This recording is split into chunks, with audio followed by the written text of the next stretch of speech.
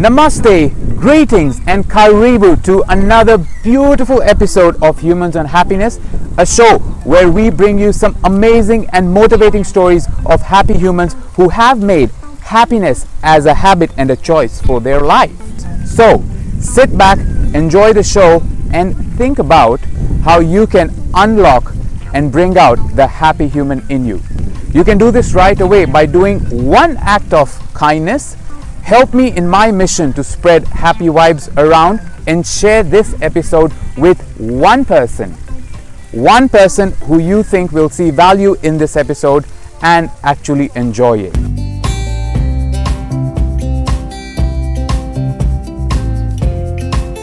I am really happy to bring you our guest today all the way from Nairobi, Rwanda in Kenya. Madhvi, a hearty karibu to our show. Thank you so much. I'm very privileged to be here. That is wonderful. So we've gone through your yoga, and we've gone through the yoga and the dance. We've gone through the pharmacist. We've gone through the mother, and then came about.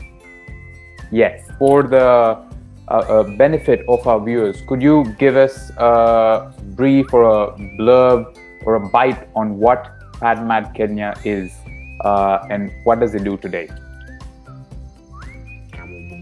PadMad is an initiative. It's actually a social enterprise which deals with period poverty, especially in Kenya, but we've expanded a little bit. But the main part of it is to give education to boys and girls about mental health and their sexual rights. The idea being that we want the new generation to be part of this conversation so that this whole cultural taboo is really diluted. So that's where we work on mainly. We also have a product. The product is reusable sanitary pads, which are manufactured by marginalized women. So the women have to be either widows, HIV positive, they have to be either sexually abused at some point, or they would be single moms. So we train these women, and we also work with standards that make sure that the absorbency, pH, absorbency, all that is okay. The whole scientific process, yeah. So that is very key, is the hygienic aspect to the whole thing. But like I said, education has been our winner. It's really the main part of the initiative. PadMad is also very, how can I say, it was unintentional. So I used to teach yoga and dance in the slums. I joined an organization, a voluntary organization, and started teaching just to get out of my bubble in Nairobi, because I'd moved here and I didn't really want to be stuck in General Mafenge. So I started teaching in the slums, and when the mentor actually left, I still carried on teaching. And after a year and a half or more, I realized, the girls were not missing school because they were sick. They were actually missing school because of their period. And that was really very alien to me. I couldn't get my head around it. And so I decided to travel and to really understand the problem. Why is there a problem? How deep is the problem? What's happening? Things like that. Because the more I started speaking to girls and women, the more it was becoming evident that this is a big problem in Kenya. Right. So I started, and then I started documenting, and then I was filming once as part of the documentation in a slum. It was actually in Nairobi, and there was, I was going through my regular questions. How do you get pads? Where'd you get them from? Blah blah blah. And so one of the girls said, here. And I said, no, you can't get them from here. It was an orphanage, and that's the orphanage we used to give money to for food and things. So I knew they were very, humble. And she said, no, I get it from here. And I said, okay, if you get it from here, explain to me. And she said, from the teacher. So because she was speaking in Swahili, I just wanted to be clear. A, she's telling the truth, and B, that I am understanding properly. I made her walk me through it. basically, I remember how I was feeling just her walking me through the fact that she had to do sexual favors for the teacher for her to get pads. And I could just, she has to go through it month on month. And then she simply ended by saying, depending on the quality of sex, she'd get 1 or 2 packs from the teacher.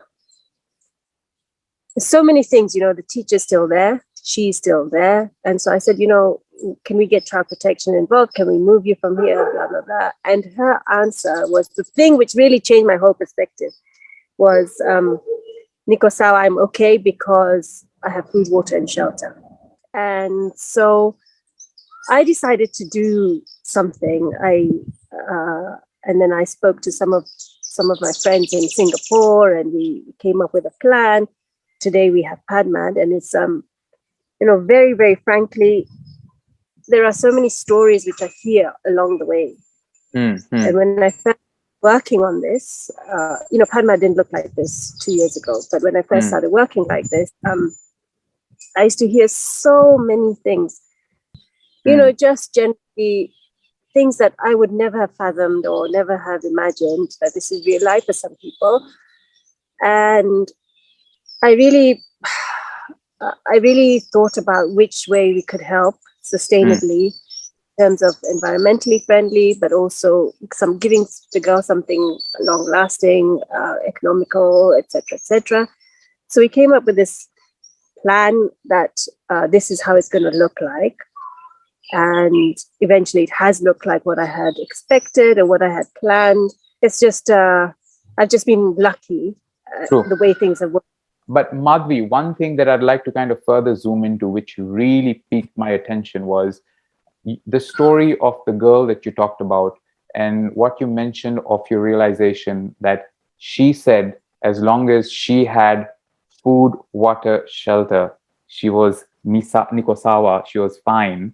And she was willing to go through that trauma on a month-on-month basis voluntarily to a certain extent, as against our lives, normal lives, wherein we're fortunate and we're gifted with much more abundance resources, still we're not happy. What has been your realization of that? So I'll tell you very, very, very openly and honestly, like I told you, when I first came here, I was frustrated, with little, I call them first world frustrations, because, if I don't have hot water, something, I get frustrated, it makes my day go badly, etc. If the coffee's not right, etc. When she said that, I mean, and further from there've been many, many girls who've really grounded me. My only comment on this is, us as humans. So I'm a human, she's a human, everyone who is here on this planet for their own reasons. You have to live it the best you can. And if she has chosen to live it in her best capacity, she has actually defined trauma for her own self. What is trauma? So in my perspective, that is, scale 10 trauma. But for her, the trauma may have been so much deeper because maybe she lost her mother and she saw her mother dying or something like that, So she's now scaled that, and she's actually said, at this present moment, I am okay. And how many of us can actually do that? How can we scale our quote unquote traumas from now or from the past, etc.? How many can put it aside, and how many can actually say, for this moment, I'm okay? And which is a whole key in my perspective, is the key to happiness, is to realize, yes, everyone comes with baggage, perhaps some more than the others, but really, are we justifying our existence on this planet for this moment by saying, this present moment, I'm okay? The way I like to put it is, all of us have dramas and traumas in life, some more than others. And at the same time, we've got stuff to appreciate as well, stuff to be grateful about. So one, what are you choosing to focus on? And two, what perspective are you making of that trauma? You can whinge, you can complain, you can crib, you can go and scream on top of the world about it. Is it going to go away? Not by a long shot. because you're in a circumstance or a situation which is tough.